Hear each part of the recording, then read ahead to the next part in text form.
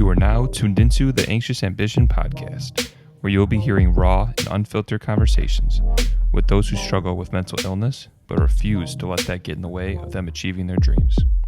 Our hope is that by hearing their stories, you are inspired to do more. Here are their stories.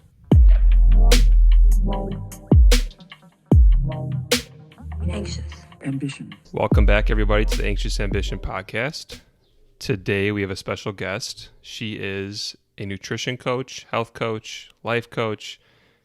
She also volunteers as a secretary at We Are Not Broken. Is that right? Yes, okay. Yeah, you got it. And then more importantly, I think she's also a mom. So that's also really important. Her name's Crystal Rhea. Welcome to the show, Crystal. Thank you. I'm excited to be here. I'm excited to have you. Just to give people a little bit of background about yourself, you want to just, what's your elevator pitch about like who you are, in a nutshell? Oh, goodness. I'm really a small town girl in the sense that I love relationships. And that's what kind of small towns are all about. It's relationships. Yeah. And I love the intimate relationships. I have my core group of people, but I love all people and just getting to know people. But I have big city dreams. So I always say I'm a small town girl with, at the heart of it all, but with big city dreams in the sense that I really want to make an impact. I feel like each one of us have one life to live. Mm-hmm. And if I can help somebody live that life to its fullest, that's my passion. That's awesome. So tell me a little bit more about the coaching aspect of yourself. Like what is that? What do you coach them in as far as like life coaching and all that? Yeah. So, I work with women predominantly, and women aren't much more different than men other than, we may wear some more hats, mm-hmm. and we have our strengths and our weaknesses just like men do. Sure. But I think really it's just coming to like embracing the seasons that we walk through, because life is a journey, mm-hmm. and we can get comfortable with where we're at, and then the journey changes and the season changes and we're fighting against it. And when we fight against it, that's when we realize like things aren't working, all this stuff is going kind of in chaos. And mm-hmm. so my coaching is to kind of pull in all those questions. By asking the right questions, I help them come to the answer of where they need to be at right in that moment of their life, because we're each different too. Like there's no cookie cutter way of living a life, right? Like you were designed to live the life the way that you were designed to. So mm-hmm. My job is to help you figure that out. That's really cool. So it's more of, instead of like the season thing, you're like riding the wave of whatever you're going through, whether it's good, bad, neutral, whatever it is, whether it's a growing period, something like that. Mm-hmm. Do you do, like, is it life coaching? I know you also do like health coaching, right, as well? So it all started with health coaching. Okay. Can you tell me how you got into that? Yeah. Part of my story, it's where my story started. Sure. I found myself divorced at 36 and never thought ever in a million years I would be divorced. So I didn't have a degree. I was the best stay-at-home mom, PTA president, mentor for, juvenile kids. Mm-hmm. I was just the volunteer, right? So when I realized, oh, sheesh, I'm gonna have to go back to school. What do I want to do with my life?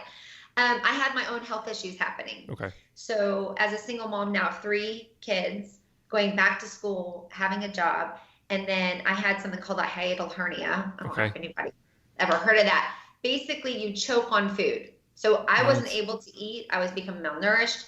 It's pretty common, actually. Okay. A lot of people will get it, and the doctor will give them Nexium, right? Because it's due to acid reflux. Mm-hmm. Or they do what I did, which is you go in for a surgery, and they take a balloon down your esophagus, and they blow up the balloon and stretch your esophagus out. I know. Exactly. But my problem was I couldn't eat. I couldn't eat after that. And then the doctor was like, oh, that's so strange. You should come back in. Oh, that's the craziest thing ever. Why would I come back in when you know what happened? So I found a naturopathic doctor. Awesome. And I love that. He explained it to me. And if anyone in the audience has ever done muscle testing, you understand the power of that. If you haven't, I would strongly suggest to take a look at it, because your body knows exactly what it needs. And what you need is different than what I need. Right. My issue was all due to inflammation in my gut. That's it. Yeah. So, and most of us know that our gut is our second brain, right? We've all heard that. Your Mm-hmm. gut is so vital and important. Um, but usually until something happens, we don't take a look at those things, Yeah. right? Until we feel it. Mm-hmm. And that was what happened to me. After that, I realized what I wanted to do because being in that state of not being healthy, I couldn't give my best to my kids. I couldn't give my best to my schoolwork and to my job and to my community. I realized that health is the number one thing, the number one asset that we have. Mm-hmm. Because what I've seen is we all work and we hustle every day and we lose sleep and we don't eat right and fuel our body. And then all of a sudden, one day, our health stops us in our tracks. Yeah. And then we can't work, we can't have that fun time, and we're spending our money that we work so hard on what? Procedures, pharmaceutical drugs, right? That's so true. It's way more reactive. Yeah. Absolutely. And so what I do now is work with DNA. Okay. So I just say, you know what, let's get down to the blueprint of who you are, what you got from mom and dad, what you're predisposed to having, and then now we know how to fuel your body. So, and it goes from everything from cholesterol to vitamin D to your gut, like if you're somebody who has gut issues, autoimmune disease. So it just, to me, it cuts down on the time that we waste in trying to figure it all out on our own with Google, right? Oh, it's crazy. Yeah. It's and then all the guessing games, of how much of this should I take? So that's kind of how I started into nutritional coaching and why I'm passionate about it. Sure. So like what you talked about, it really resonates with me because I don't want to say past life, but like I went to school for exercise science, knowing I wanted to get into supplements, but that really, they don't actually go together. That degree does not matter for that. So I spent about 4 or 5 years in like the natural space of using vitamins, supplements, probiotics, things like that to kind of a more holistic approach to healing our gut or, finding avenues that might work besides pharmaceuticals, things like that, like you mentioned. So, and I know that guessing game. I mean, I've spent, it's probably thousands of dollars, over the years of just, okay, let me try this, let me try this, let me try this. And, people that deal with anxiety, depression, they're probably impatient too. So it's like, okay, try this, doesn't work right away. What's next? If you're able to do a test that says, okay, like almost like don't waste your time with all this, right? And go from there. So that's really cool. So you brought up the inflammation in your gut. You mentioned obviously, it's your second brain. For those that don't know, basically, a lot of neurotransmitters are made in your gut. So what that means, like dopamine, serotonin, all your happy hormones, not so happy hormones, all your hormones really. So how did you figure out what it was? Like, did you have SIBO or, like anything like that, like any gut infections? No, I did not. Okay. I don't have the autoimmune disease marker. What it was is I have the FUT2. Okay, and what's that? So I call it the FU marker because it's easy to remember, and if it's out of whack, that's kind of what your body's telling you. FUT2 is all about gut and inflammation in the gut. So, and B12. So how your body absorbs B12 and how all that's utilized. If you have that from both parents or even one parent, what that means is that your body can have a harder time keeping that gut microbiome in order, right? So it can lead to, now we have to have a very, very strict diet, right? Of certain foods we can't have because it automatically inflames us. So then getting the methylated version of B12 is one answer, which is, how much then do we need? And that's dependent on if you got it from one parent or from both. But when you can get that gut microbiome in order, it does, just like what you were explaining, it helps with those mood swings that we get, or waking up in the morning and not feeling any life, right? Where we could just wake up and we feel like I could just lay here forever, right? And of course, sometimes it's not just that, it's circumstances that we go through in life, right? But that is the first place where you can control. Some outside forces we can't control. But what we can control is what we put into our body and how we take care of this temple we were given. And so, having the right diet, but also supplementation to help support a healthy gut is very important for mental health. I would also say for vitamin D as well. Yeah, it's a huge one. Body, right? Huge. 400 processes vitamin D is responsible for. Yeah. And if we can't absorb, even through sunlight, if we can't absorb that vitamin D effectively, well, then we have to be supplementing our body to have the effects that we need. Another thing too is why I love testing people is because it also shows if you're prone to be like drug resistance or drug addiction. So some people may realize that they take certain drugs and it doesn't even affect them, right? And you'll have some people who are like, oh my gosh, like I took one and I'm out. That's also very linked to genetics. And then when I think of, I had a client who was going through a lot of anxiety and depression and just, they were trying to figure out the right drug for her. And she picked one and she was on it for a season of about 6 months and she started getting tics. And I started doing research on it because at first it was like, it looked like Tourette's. But she was too old to have formed Tourette's at that age.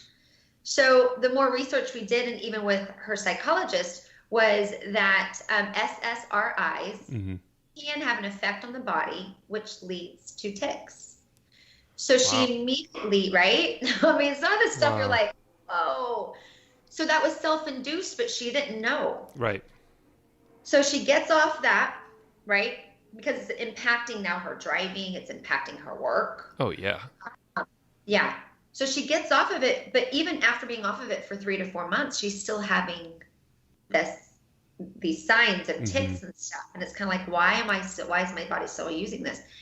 And her liver was not detoxing it enough and fast enough. So we have to take in all variables, right? Like when we put something like that into our body and our body responds to it, there's also this process your body has to take to detoxify it.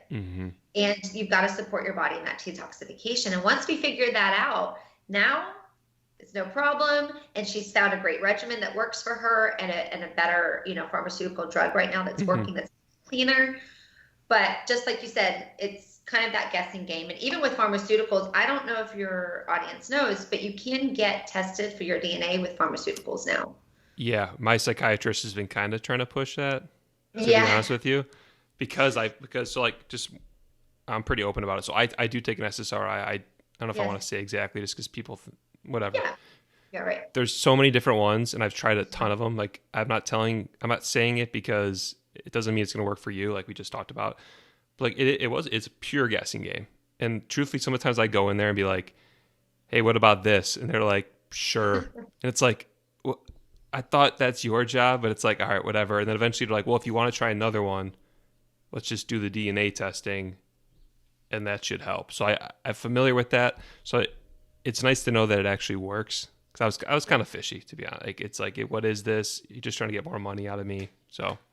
Well, and it can become pricey, and I think that, it's just another option, right? So if it is something that you do need to be on a pharmaceutical, and you're right, it's like Russian roulette, and you don't want to play the Russian roulette game, and you can, then I would highly suggest go ahead and get your DNA tested. Just make sure it's a HIPAA and CLIA certified lab, which usually it is if it's from a hospital. And then, and that way you kind of narrow it down as to which pharmaceuticals will work for you according to your genetics. So if you're listening right now and if you've been through the gambit of all the different medications, or maybe it's not even it might be worth taking the test because you've probably spent a ton of money even just going to those visits. At this point, it's your livelihood. I mean, you're investing in yourself. I mean, it is costly, but it's pretty worth it if you're going to feel a hell of a lot better instead of going through the trials and tribulations of take this pill for 6 weeks. Okay, you don't feel any better, keep taking it, and then stop taking it, and then I don't. So whenever you're bringing up something to me that like hope deferred makes the heart grow sick. Right. And when people constantly have to guess and it doesn't work, and then they go back to the drawing board, it doesn't work. What happens? We're human, so every single one of us, when that happens, we're going to be like, forget it. Like, you just gotta throw your hands up in the air and you just kind of give up because you're losing hope slowly, right? It also reminds me of the movie, The Hunger Games. Remember when President Snow said if they keep having hope, then we can't control them. But as soon as they lose hope, Wow. that we can overtake them. But it's the truth. yeah, Yeah. right. So so for me, my passion is to keep bringing hope in people's lives and in their corner, because there is an answer, Mm-hmm. and there are ways of cutting it down to where you can find out. And yeah, and once you get that blueprint of your DNA, then it's kind of like these aha moments. It's really, even with people who are adopted. I've done a few people who've been That's adopted. Really cool. Oh my gosh, because they've never known. Yeah. Right? Like, did dad have heart disease or didn't he? So it's been a really cool thing to see. And because our health, once we can get that in order, it impacts every area of our life. Absolutely. I think one thing too is, it's not one thing. It's not just going to be one thing too that does make you feel perfect or whatever. Like, it's all about like that toolbox. So, for me, I tried my best, but I felt like I exhausted all my options for not using medications. Because I was on them, I was off them, I was on them, trying to find the perfect supplement combination. And truthfully, it was a combination of everything. So it's finding, like, don't feel like, let's just say you try an antidepressant or you try magnesium or something, and it might help, but it might not be, it's not going to solve all your problems. There's tons of different things. You live in an environment where we're deficient in all these different nutrients. Yeah. If your gut's not working, we're not producing serotonin. Like, there's just so many factors. Like, it's not like, okay, you just take Prozac and you're good. Right. Like you might need to take, it's still not going to fix your vitamin D deficiency, your magnesium deficiencies, your gut. Like, it's not going to fix that. So, you may take something and don't feel like you just need to stop taking it. Like, maybe you just need to add something else. Or, I'm not a doctor. I don't want to say you just start taking anything, but like, it's not just, it's not black and white. Let's talk about the supplements. What's like the most common things you see that helps people with like their mental? Like, let's stick it like anxiety, depression. Yeah. Like that. Well, that's linked to our FUT2 gene, which is the gut. It's linked to the gut and overgrowth of bad bacteria. And we do know that when our gut's out of line, that impacts our moods. And like you spoke on the neurotransmitters, and then your vitamin D, if you're vitamin D deficient, right? We also know that that's linked to mental health. So I think that once you can find out your blueprint of what you've been given, like, do you have these mutations? And if so, did you get it from one parent or from both? Like, that's another thing that you got to know, because someone who got it from one doesn't need as much of those plant-based ingredients as someone who got it from both of the parents, Okay. So they need more. So what happens is once you find out what your blueprint is, now what happens is you're given clinical doses of plants that has shown from science to support these processes in the body, for your own body to work like the miracle was intended to be. So now you have support, your body now can function like it needs to.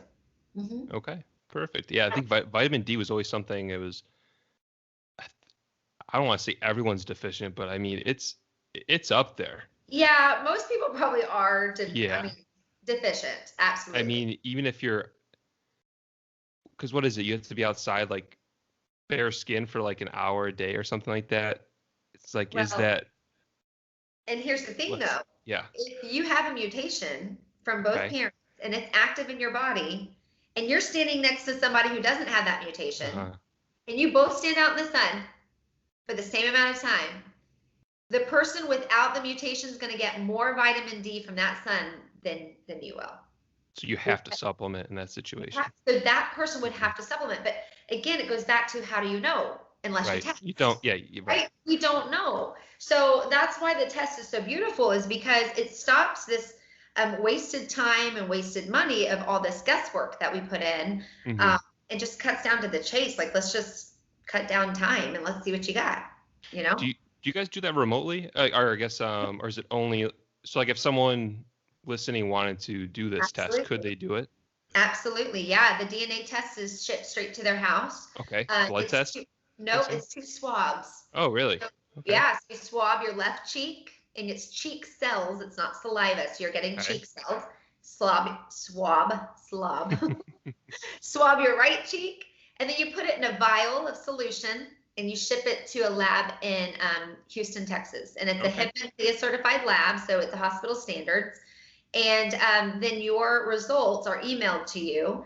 And what I offer to anybody who does go through this is I say, I'm going to give you an hour of my time, because I want to make sure that when we go through that I'm going to go through it with you, and I'm going to kind of explain now what types of foods you should be eating to support your body, as well as why custom supplementation from plants is so vital for you.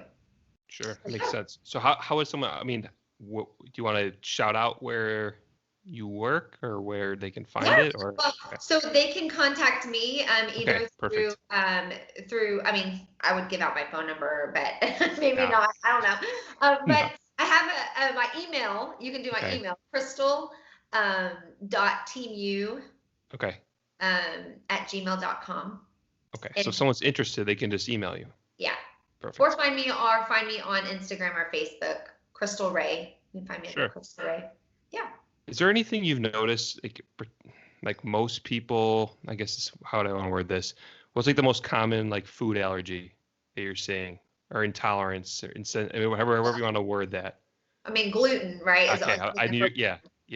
And I would say, I mean, everyone should. I'm in agreement with you, so I'm not going to argue with you about it. Almost everyone should be off gluten. It should not have gluten in their diet every day. Now, do I love me a good pizza? Yes. Right. Okay. Right. I'm going to have me some pizza every now and then. Mm-hmm. But yes, gluten is number one. Lactose, I would say, would be number two. So getting off of, cow's milk and maybe moving to almond milk or oat milk, oat milk. The difference with oat milk and almond milk is oat milk is higher in fat. So there's another thing where the DNA, I never would have guessed that. About DNA testing is that some people can't process fat like others. Mm-hmm. So if you can't process fat, you shouldn't be on a high fat diet like keto. Don't just do keto, right? Yeah. So anyway, I think lactose would be the next one, like gluten and then lactose. Sure. Would be the top two.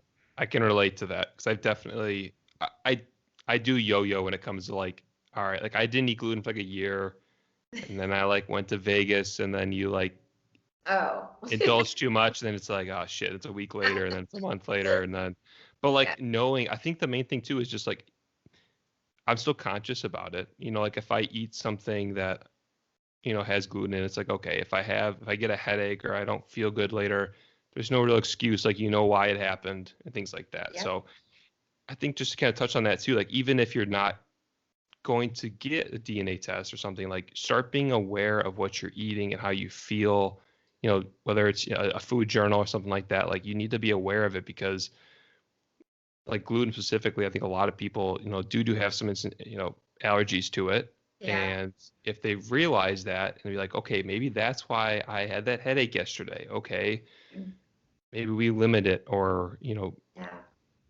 we got to be observant and not just like sheep and just like you said, it's about the fat thing. It's like, okay, keto, everyone should do keto. You want to lose weight, do keto. I did keto and I hated it. I felt like shit. Like I did everything I was supposed to do. It's like, oh, you just eat more salt and this. It's like, okay, but if my body's not really processing these fats right, you're not getting any energy in your blood sugar. Cause I feel like my blood sugar was always super low when I did keto. Yeah. So everybody is different. Like, don't just trust the fad diet. I mean, it might work for you, but you might just get when lucky. I went to school to be a nutritionist, there are over 100 dietary theories. Okay. And it's almost impossible to, it's not a one size fits all, just like you said. So the one thing we can do is just what you had mentioned, is how do I feel after eating the way that I did today? If I felt like crap and I had these ups and lows, well, maybe that's because I've been, I'm starting to feel tired. I go and grab a soda, or I go and grab coffee with lots of creamer in it, Mm-hmm. Or maybe I am going and grabbing that bag of chips because they're quick. So it's being mindful of those things. And, knowledge is power. So again, it kind of goes back to what we talked about before, is that even if you were to take and say, okay, I'm not going to do the bag of chips, I'm going to take those little bags of, I don't know, cucumbers. like take a little bag of cucumbers, something that's crunchy like a chip, right? Or carrots, but at least you're just making a substitution. It still kind of gives you this idea that I'm eating something crunchy and, whatever. But yeah, it's just making a little tweak in your day and then saying, okay, how did I feel? And you can't expect it to change overnight either. No. So you could feel worse. You You could feel worse right away. Yeah. Like detoxing from sugars and things like that. Yeah. You're gonna feel terrible. Like I did Whole30. I don't know if you ever tried that. Did you like it? I mean, I did. It was brutal though. I mean, the last 10 days you feel good. Yeah. But the sugar, you felt so bad the first couple of days because even if you don't eat a ton of sugar, you're eliminating all of it. So you can't just be like, oh, this isn't for me. It's no, your body's changing.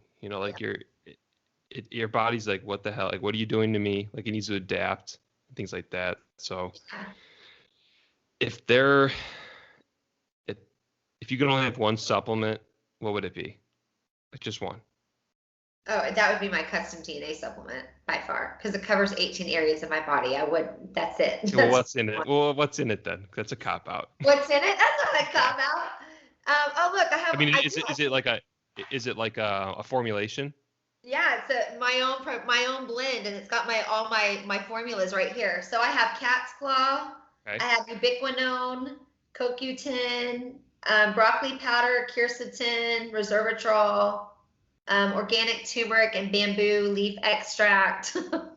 I don't know. I got a lot of stuff in here. It's okay. I love that it's like that though. It's those natural stuff. It's not like it just let me ask you this. So what's your take on multivitamins? Do you take? Yeah. Okay. Okay. Yeah. Waste of money, right? Here's the thing. I used to do multivitamins until my aunt and I had this conversation about the MTHFR. Have you heard of that one? No. They call it the mother effer. Okay.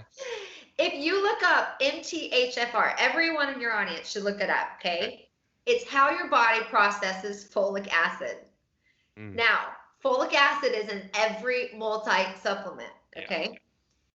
Yeah. If you have a mutation with MTHFR, then that means that your body, if it's active in your body, it cannot process folic acid into a methylated form to where the body can use it. There's 7 steps the body takes to break down folic acid. Okay. So if you have a mutation, your body stops at some point of that process, and now it becomes toxic because the body's like, well, we don't know what this is, so we'll hang on to it. It's being linked to actually depression too. I forgot about that. I'm in love with MTHFR, but FUT2 is totally linked to anxiety and depression. But MTHFR is another one that's linked to that. It's linked to miscarriages.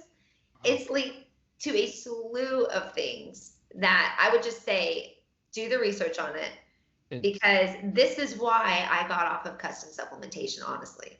Yeah. And why I went looking for something else, because I thought, well, wait a minute. If my aunt has that, I may have it. And if I have it, then me taking this multivitamin is not helping me at all. It could actually be doing me more harm, but I just don't know, right? We don't know. No, you don't know. No, and guess what? I have one of the MTHFR mutations from one of my parents. Yep. And folic acid is like a prenatal vitamin. Am I wrong for saying that? No. It's that's like a focal point for prenatals, postnatal. Yes. Oh my God, and they're just now starting. Some doctors are now starting to test women for that gene when they find out they're pregnant, because of the research we're finding, and how powerful it is that if you have it, you could actually do yourself more harm, especially when you're pregnant. So yeah, it's a super important gene to know if you have, for sure. So yeah. That's not the direction I thought this was going to go. I know. But hey, and if you do have it, here's the thing. You just need the methylated version. Yeah. That's it. But knowing how much you need is another one of those things. If you got it from one parent, you just need half the clinical dose. If you got it from both, you need a full clinical dose. So, So don't just go take the methylated version? Right. I would not. No. Okay. No, I would not. I would either, again, if you can't do the DNA test that I have to provide, then I would say do enough research, try to do as much research as you can, because I believe you can over methylate. Like you don't want to have too much. Too much of a good thing is still bad for you. So right. yeah. It's good to know. Yeah, I thought you were gonna say like this, just overdo it. Because I don't like taking multivitamins because like a lot like people will reach out to me and just say like, oh, I started feeling anxious like out of nowhere and things like that. And like I try to like there's always something they're not telling you. And it's like, okay, well what's been changing? And then it's like, oh, I added a multivitamin or something. It's like, okay, send me the label. And it's like loaded with B vitamins, which could be great for some people, right? But if you're sensitive to stimulation or you're you don't need calcium, like they literally just pump everything in there that they think you need, but they don't know what you're actually already intaking. The American diet's full with calcium. You don't really need you probably don't need to take a supplement for it potentially. And if you're overdoing it, you can have anxiety. You can like don't just take a multivitamin because you think it's healthy. It's BS. It's just it really is. I mean, when you're peeing yellow, there's you know what I mean? Like you're not absorbing everything. And let's just say this, because the supplement industry is not regulated at all. No. And I'm gonna give this one story, because I know supplements, you go to places like GNC, or when we see supplements there, we think that, well, because it's in this store, it's got to be a good source, right? Yeah, it's so bad. Not always, because there was a study, and it was 4 years ago that I found it, so I probably should find it again. But it was in GNC, and there was a supplement that people were, getting. Well, they started feeling sick, so they went to look at the manufacturer. Well, it was a guy making it in his garage, and one of the ingredients was drywall, because they can put fillers in these things, and they don't have to account for it because there's no regulation really. So yeah, it's when you think of things like that, you're just like, oh, okay. It just makes you question again about we're in charge of what we put in our body. So don't believe just anything that has a label and is sitting on a shelf somewhere. Right. It's really important for us to do the research, because it's going to impact us, in some form or fashion. So now that we're on the topic of supplements, this isn't, well, I guess this is the bash the companies like GNC. Those guys work off commission. So if you're going in, like I worked at a mom and pop place, so like it wasn't like that. Like we despise those people because of like they would like honestly be the guys that come shop with us, and they wouldn't know anything, and it was shocking. And they'd be like, "Oh, I just sell this because I make $10 on it." But like, do your own research, and I would say don't buy anything unless it's completely transparent. Absolutely. If it's a proprietary blend, like yes, we just talked about like there could be stuff in there that isn't listed, but don't buy anything with the blend in it, 'cause you don't know what's in it, you don't know how much of anything's in there. Buy something that's transparent. I was working for a company, and he gave me the opportunity. We launched 2 products, and it was all about being like an all natural. It was like vegan friendly, like all the buzzwords, it was no caffeine. And, I formulated it and everything. And then we get the product, and it had talc powder in it. I don't know if you know what talc powder is, but that's what's in baby powder that was giving women was ovarian cancer. Right. Yeah. And it's like, and I reached out to them like, we just ordered like 2,000 of them.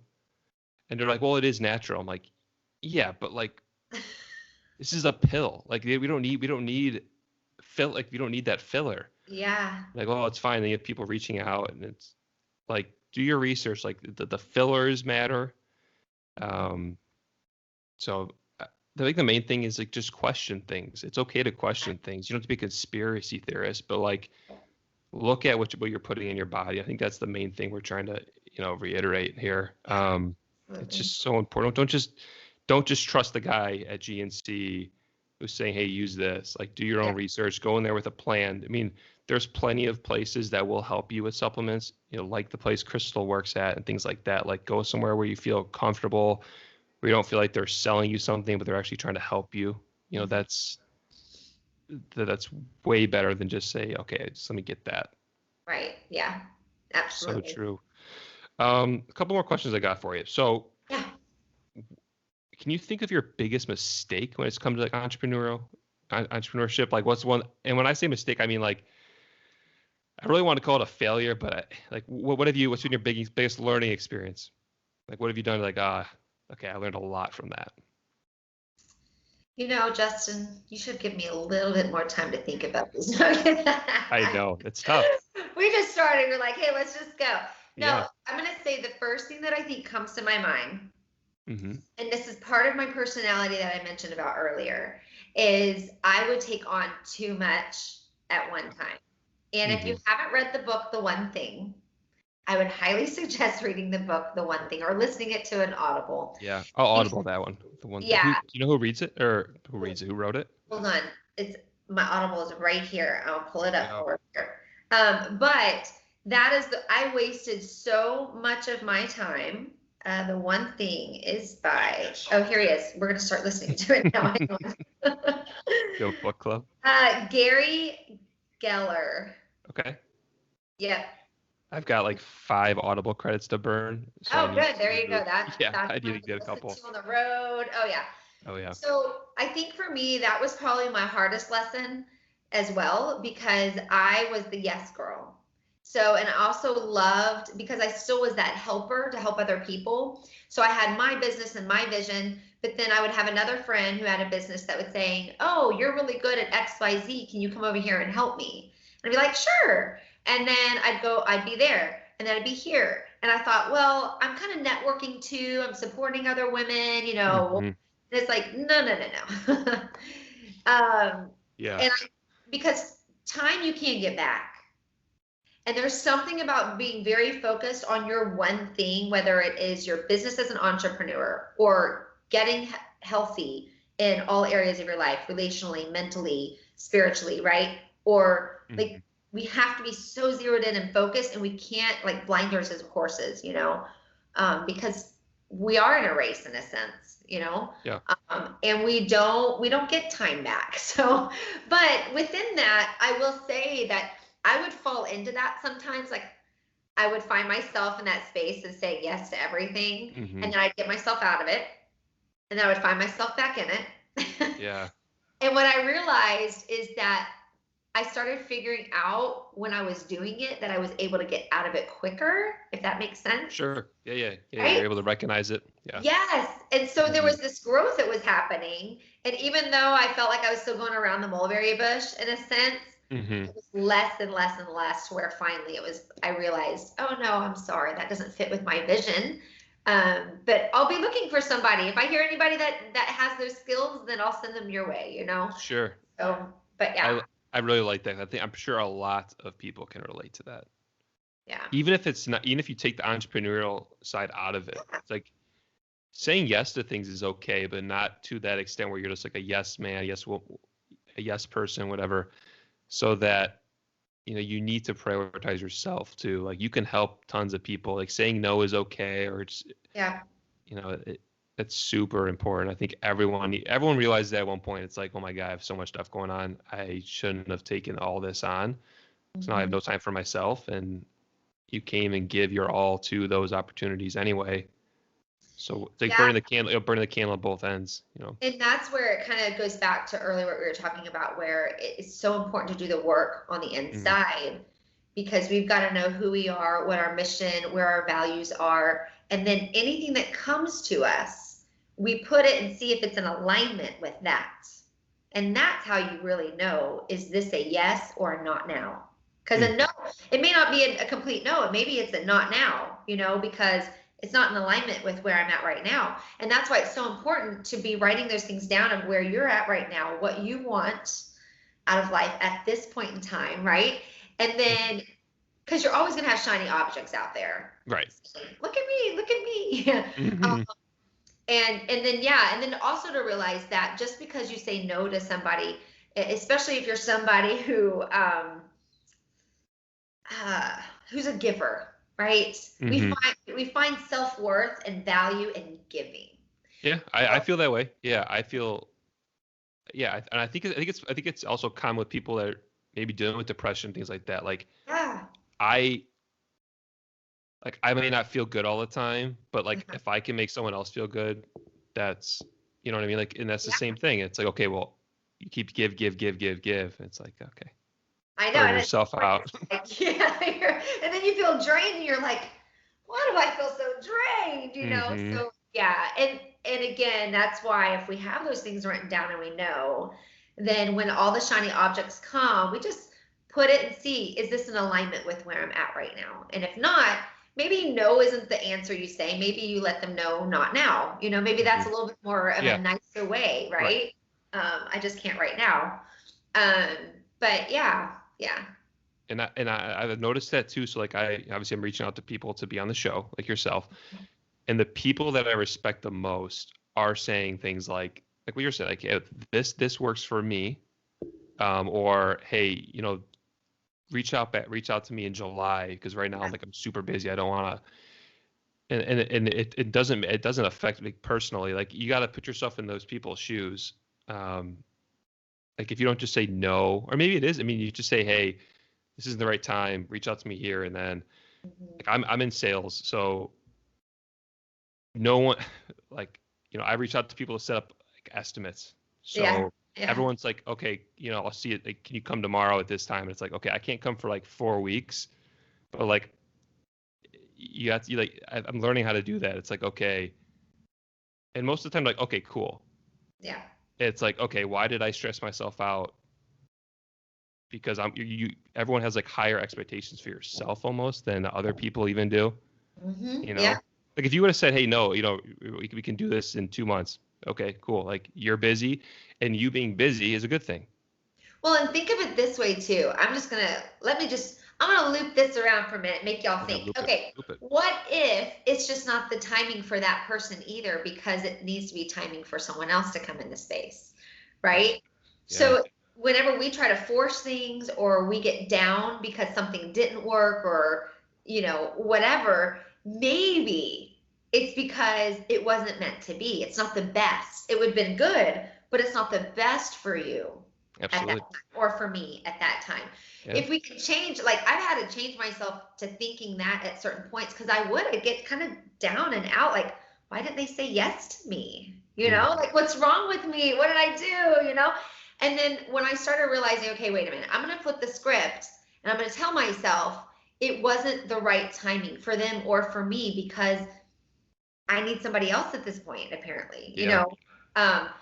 And they do too. So it was this, you know, it's just a different frame of thinking that really created freedom, right? Instead of stifling action and keeping us, you know, in this fear mode, it puts us in faith mode to say, oh, okay. Yeah.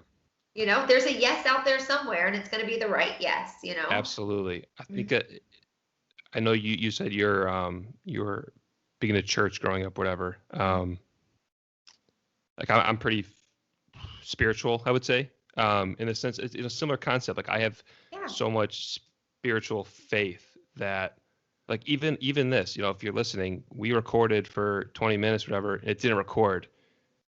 It's whatever. I mean, like, that stuff just shouldn't be out there. You know what I mean? Like, and if you have that mindset, whether you believe, you know, God did this for you, or the universe, or whatever it is, you know, our path is, you know, everything's coming towards us when it's supposed to happen. You know, everything does happen for a reason, whether it's good, bad. You may not realize it for years down the road why something happened, but if you put that little bit of faith in, it's like, it kind of just like eases it. Even if it's something really bad. I mean, something, you know, a huge bill comes up, or, you know, something, you get injured, something, it could be bad in the moment, but it could be what propels you to get to where your ultimate goal is. You just don't know it yet, you know? 2 examples really quick. One, a friend of mine, her husband got laid off of his job. Great paying job, right? No reason why.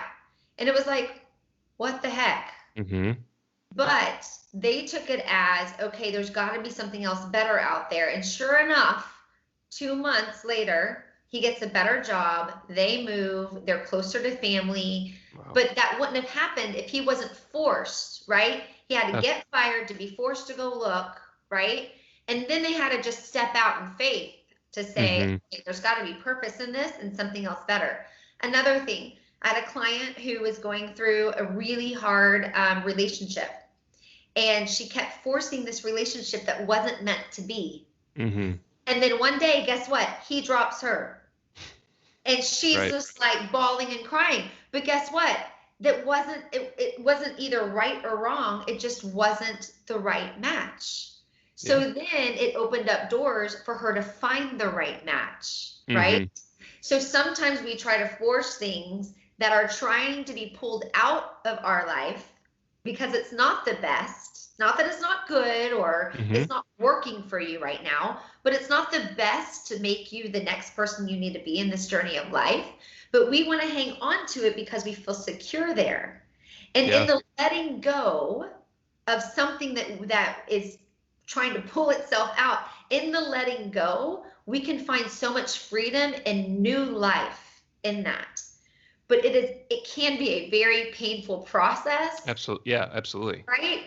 And learning to embrace that process is a skill. Like I still. Oh my gosh. Yeah, it takes time. You're like, oh, okay, relax. Like this is just.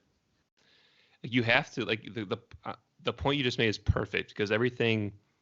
Like I practice a lot like manifestation and things like that, and it's one of the main things is like you have to get rid of stuff to bring new things in. Yeah. And whether that's the job, the relationship, maybe your car breaks down and then next thing you know you get your dream car or like like that stuff could happen. It doesn't have to be like something huge as like a relationship or something, but like things leave your life and enter your life. Like they're not just, you can't just add everything in. Like you're not going to just add in a new car or like 4 new jobs like that. It's not happening. You're going to lose your job or you're going to get, something's going to happen and then you'll get your new job. And there's comfort in trusting the process of it. Yeah. And if you can get there, and like you said, it's not like it's easy. Like at work, like I stay pretty calm and be like, I don't understand why you're not so mad. It's like, well, I don't want to say like I don't care, but like there comes to a point where it's like this, you care that like you just know it's not that big of a deal. Like whatever's supposed to happen is going to happen. Just kind of roll. It's like a roll with the punches kind of thing. And what is getting mad over something gonna do, right? Yeah. I love the mind because and how powerful we can be in it. Because emotions are emotions; they come and they go, but we get to control how long they stay and if they enter in. And when we get angry and we hold on to anger, anger leads into bitterness. Bitterness leads into hatred. And these things are linked to our physical bodies decaying. And so if we think of that, like, what is anger, me being angry, going to do? If anything, it's giving that situation control of my life right now. So you saying that was really wisdom because you getting angry over something maybe you can't control. What is that going to do? It's not going to do anything, any good. So you're releasing it as it is. And you're just going to ride the wave and do your job the best that you can and find purpose right there where you're at. And that's the best way to go about it because whatever happens is going to happen, right? And there's things, especially at work, we can't control. It's unfortunately, right? Yeah, so, and mistakes happen. Yeah, and you can only control the way that you respond or react. Reacting is the emotional side that, like you want control of it or you're going to, responding is more of taking a look back and saying, okay, do I play a role in this? And if so, what role is that? And then how do I move forward? That's a response, taking more of a look. So yeah, that was beautifully said, Justin. Well, thank you. Insight. I try. So I mean, that's funny too. Is also like, what if that anger is probably directed from something else too? It's like if you're getting mad at work, you're probably pissed about something else. Yeah. Very well, deeply rooted. I mean, and anger can come from like control, right? There's right. Want control, right? Why? Because controlling something brings security. Well, why do they feel like they have to be in a place of security? Where are they not feeling secure, right? So, yeah, it's a domino effect. And this is why I love what I do, because although I'm a nutritional coach, most people know what they need to eat and that they need to exercise, but it's the reasons why, right? Why do we not choose those things? Or why are we choosing to be angry at our husbands for days on end, that's what the part that I love is the digging into the why. And the reason why is because if you can find the root cause as to why you do something or you react to something, then guess what? You can dig the root out, and then you can replant a new plant there and then watch that grow. But at least now you're mindful of it to where you can take control, and the situations aren't controlling you anymore. You're being able to be in control of your life. Yeah, that was perfectly put. Perfectly put. Before we talk about the foundation you work with, I wanted to ask you one more question. So with like life coaching, what is there a book that you recommend right away? Like, you have a go-to that you share with people, or maybe not even a book, like a podcast, something like, hey, this is the first thing you need to listen to, or like just kind of gets people ready to get into that self-help mindset kind of thing?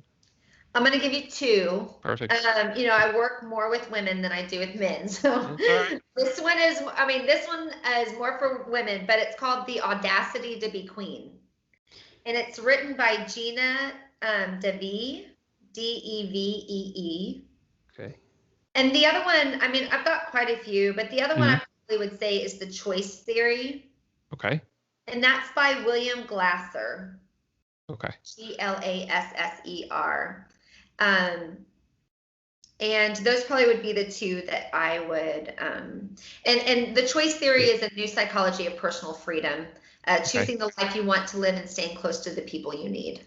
I like that. And Audacity to Be Queen is really about, for women being in a position instead of as a princess, you're now living like a queen. And there are different ways that queens respond to situations or they communicate than a princess would. And so it's kind of shifting our mindset as women as to how would a queen walk in a room and communicate. More empowering than just being like I get the concept. Like princess is more like, a princess. Everyone knows what a princess is. There's definitely a difference between a princess and a queen.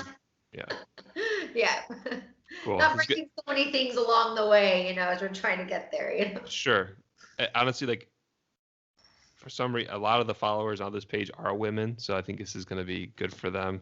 Awesome.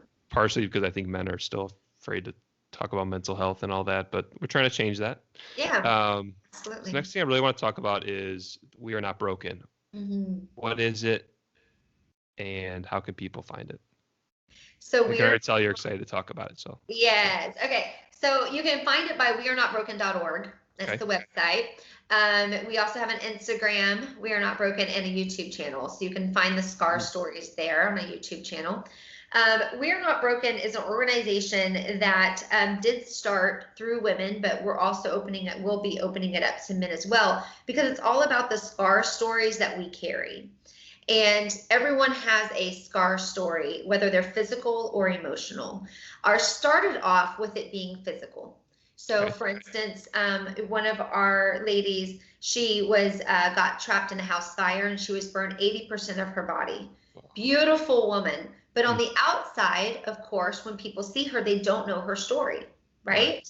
And so it's bringing those things that happened to people's lives and creating a beautiful story out of that and allowing their voice to be heard. And so it's bringing purpose to it. One of our gals, she started her own business. It's a subscription box business. It's called the Passion Growth Subscription Box. Okay. And she used to be a full-time nurse. Now she just does this. So it's helping women find tools that they need, whether it's through oh goodness, it just slipped my mind. Counseling, sorry, through counseling or resources of, we've had a woman that's needed prosthetic leg before. And, but what we do is we have professional photographers and makeup artists and hair designers that come in and they spend a day with them and taking their pictures and then telling their story of what their scar is and what beauty has come out of that. It's amazing. It's amazing. It's really my dear friend Nick Austin is the one that started this foundation, and I was blessed to meet her about 2 years ago, and has just been with her since then. And so now I serve as secretary on the board. But she's done a phenomenal job of really creating a home for women who, as women, there's this, again, it goes back to this guy, right? Mm-hmm. There's so many filters nowadays, so much pressure that you have to be a certain way. Even if you're a model, it's still not good enough. You're still being, your thighs are still being thinned out, or whatever it is, right?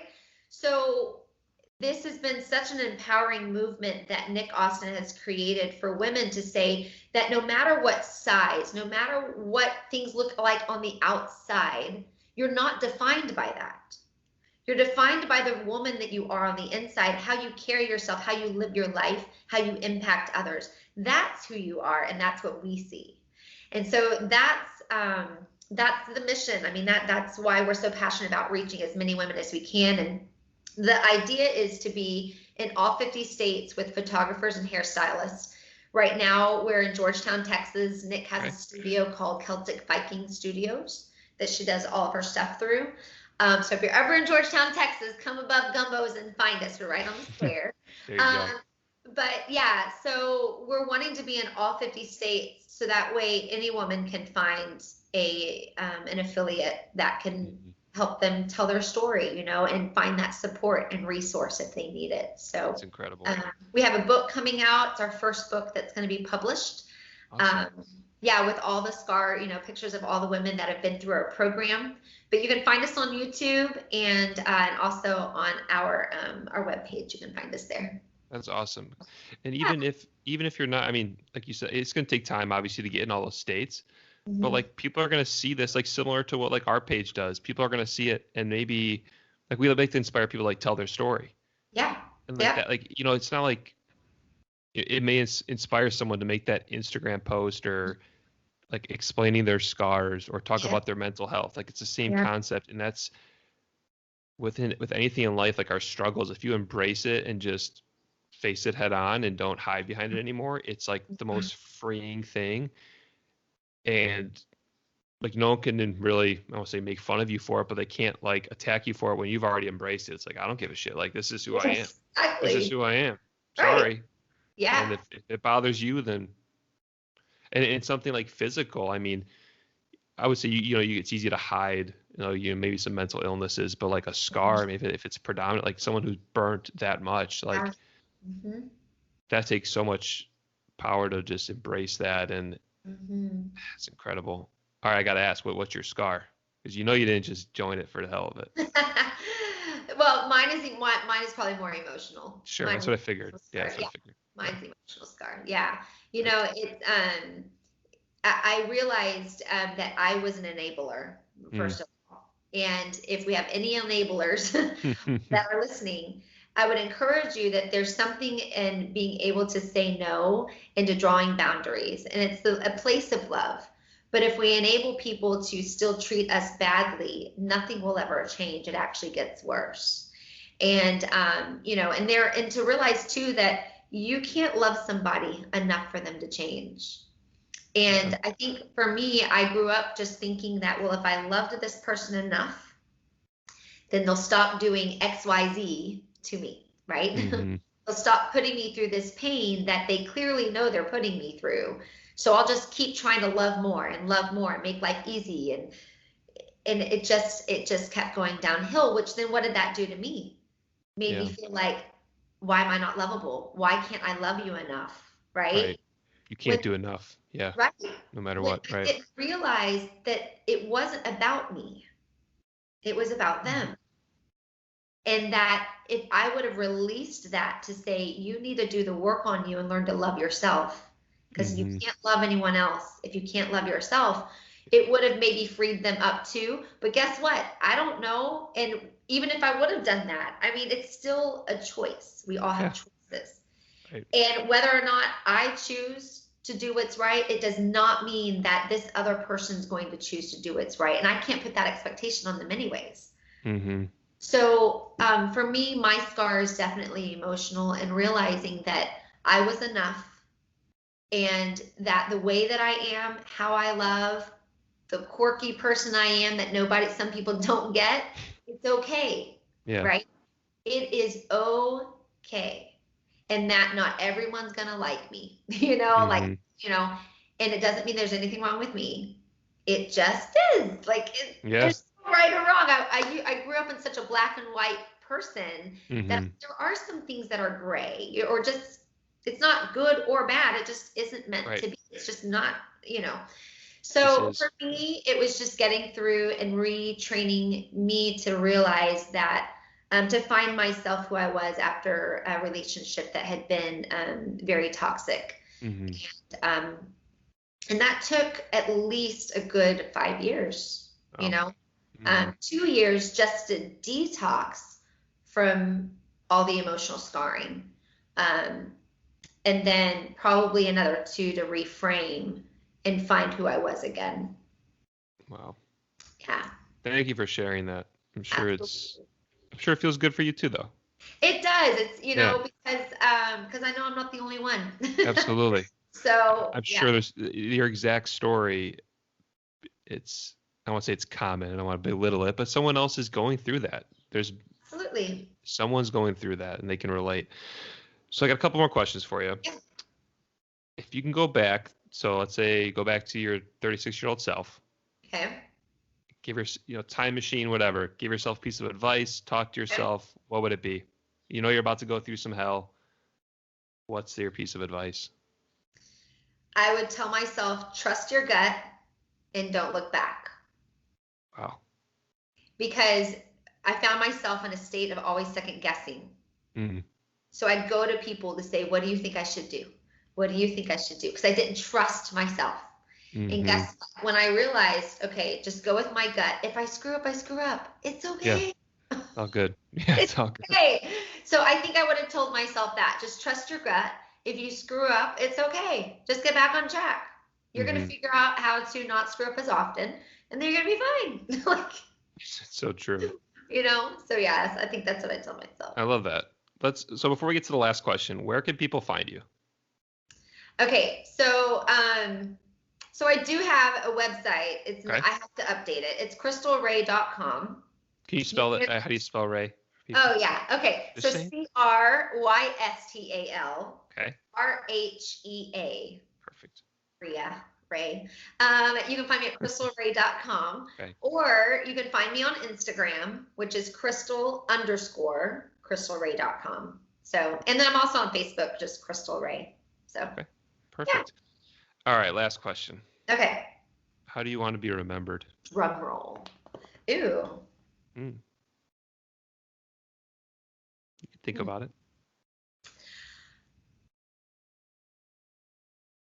I want to see the one that wouldn't give up. I like that. One that Love kept that.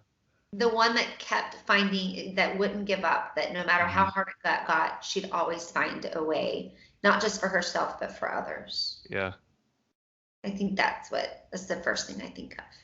I think you're already giving off that vibe, so you're doing Yeah. a good job. Yeah, you're doing a good job. You can tell you're a fighter, and Yeah. it's awesome. It's very inspiring. I really want to thank you for coming on, being so Yeah. open, dealing with technical difficulties. It's I really appreciate you being on. I know that everyone who listens to this is gonna definitely get something from it, whether they're dealing with a divorce, single mom, have scars. There's so many things. If you're struggling with your mental health, like consider doing, like, it might just be, you don't just go to your psychiatrist, like, look into your diet, look into your DNA testing. Like, there's so many options out there. Like you said earlier, everything, it's just not, we're not cookie cutter yeah, molds of people. It's like, yeah, there's just not, like, when people ask me, like, oh, what works for you? Like, I'll tell people, but like that came with hundreds of things that didn't work. yeah. And like, those things could have worked for you. Or so I love that I had you on. Thank you for coming on. I appreciate everyone for listening to another episode of the Anxious Ambition podcast. You can find us on Instagram. Everything's at Anxious Ambition. So Instagram at Anxious Ambition. We're on Facebook. Check out our website where we also have some apparel. The main purpose of the apparel is to raise awareness for mental health. So I'm wearing a shirt right now. It says "You're not alone." This isn't like, I don't want to, it's not meant to scream like I have anxiety, I have depression, like look at me. It's more of, if Crystal's walking down the street and she sees me wearing this shirt, she knows, okay, like I'm an ally for her. You know, like she can come up and talk to me about it. We already have something in common. It's giving that person who is afraid to talk about their mental illness, it just gives them a little bit more confidence to talk about it. So thanks again for listening, and we'll be back next week. Thank you for tuning in to another episode of the Anxious Ambition podcast. You can find us on all podcast platforms. Follow us on Instagram at Anxious Ambition. You can actually watch this podcast over on YouTube. Lastly, check out our website, anxiousambition.com, where we have all of our merch, and a portion of every sale is donated to NAMI, and it helps support the individuals and their families who are suffering from mental illness. Thanks again for listening, and until next time, take it easy. Anxious Ambition.